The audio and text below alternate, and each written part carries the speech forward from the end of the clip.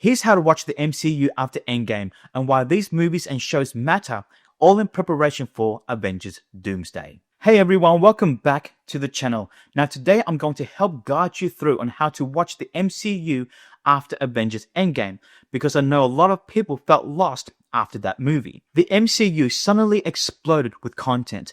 Movies, Disney Plus shows, multiverse timelines, and honestly, it became quite overwhelming very fast. So today I'm giving you the essentials only, based on what we know about Avengers Doomsday. And hey, if you enjoy this kind of breakdown, please consider subscribing. It really helps the channel grow and it allows me to make more content like this.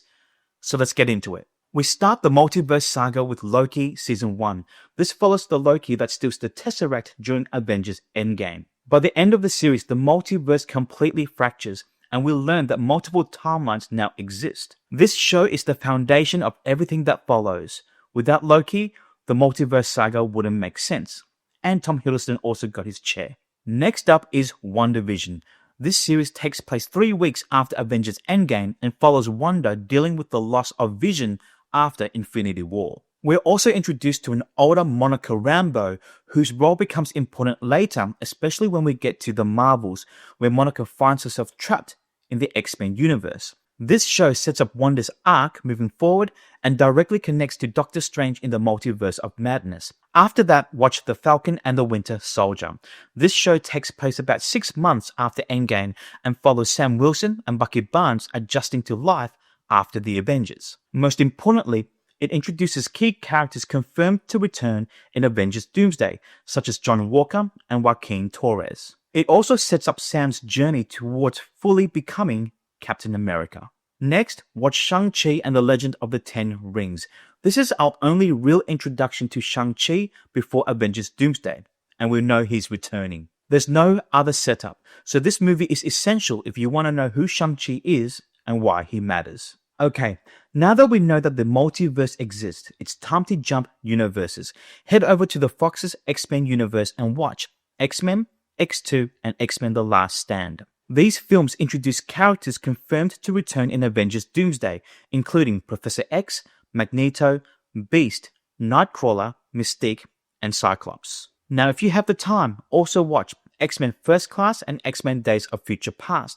Now, if you remember, X-Men The Last Stand kills off Professor X and Cyclops. The new reset timeline created at the end of Days of Future Past could be extremely important for Avengers Doomsday, especially when they brought those characters back. This might be the X-Men timeline we see moving forward. Next up, Deadpool, Logan, and Deadpool 2. These films prepare us for Deadpool and Wolverine, especially because a lot of that movie takes place in the TVA after Loki Season 2. These films help establish these characters before they collide with the MCU. Now we enter the Spider-Verse. First, we briefly jump back to the main MCU timeline and watch Spider-Man Far From Home. This film takes place 8 months after Endgame and prepares Peter Parker for his very own multiverse adventure. Then jump universes and watch Tobey Maguire's Spider-Man trilogy and Andrew Garfield's Amazing Spider-Man 1 and 2. Finally, return back to the MCU and watch Spider-Man No Way Home.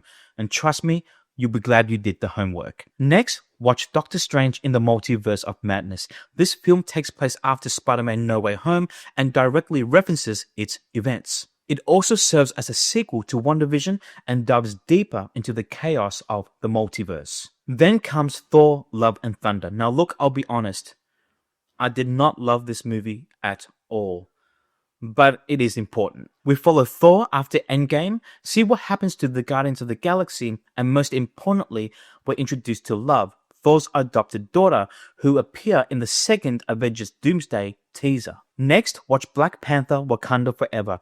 This follows Shuri and M'Baku after the events of Avengers Endgame and introduces us to Namor and the Talokans, who is confirmed to return in Avengers Doomsday. This is hinted at with the 4th Avengers Doomsday teaser. Then comes The Marvels.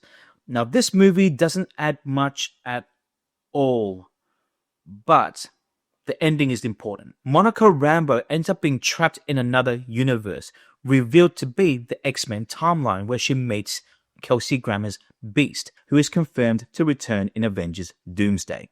Will this matter in Doomsday? I guess we'll have to wait and see. Next up is Ant-Man and the Wasp: Quantumania. Yes, it's messy. Yes, it's crap. But Ant-Man is returning in Avengers Doomsday, and this movie reveals where he and the Wasp are at post-Endgame. Will Marvel address Kang and everything that happened here? We'll see. Now watch Loki Season 2. This is a continuation of Season 1, but since it exists outside of time, it fits perfectly here. What happens to the multiverse and to Loki is extremely important leading up to Avengers Doomsday. Next, watch Deadpool and Wolverine. This shows us the TVA after Loki Season 2 and continues the story of Deadpool and Logan.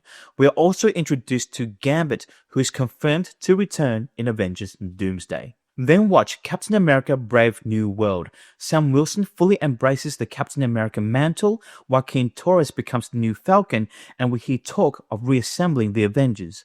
Both of these characters are confirmed to return in Avengers Doomsday. Next is Fantastic Four First Steps.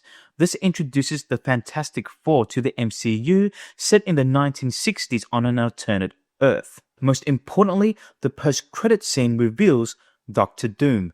Both the Fantastic Four and Doctor Doom will return in Avengers Doomsday. Then watch Thunderbolts.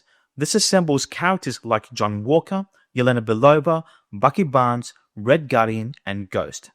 They're also joined by the Sentry, also known as Bob, and all of them are confirmed to return for Avengers Doomsday. The post-credits scene reveals the arrival of the Fantastic Four.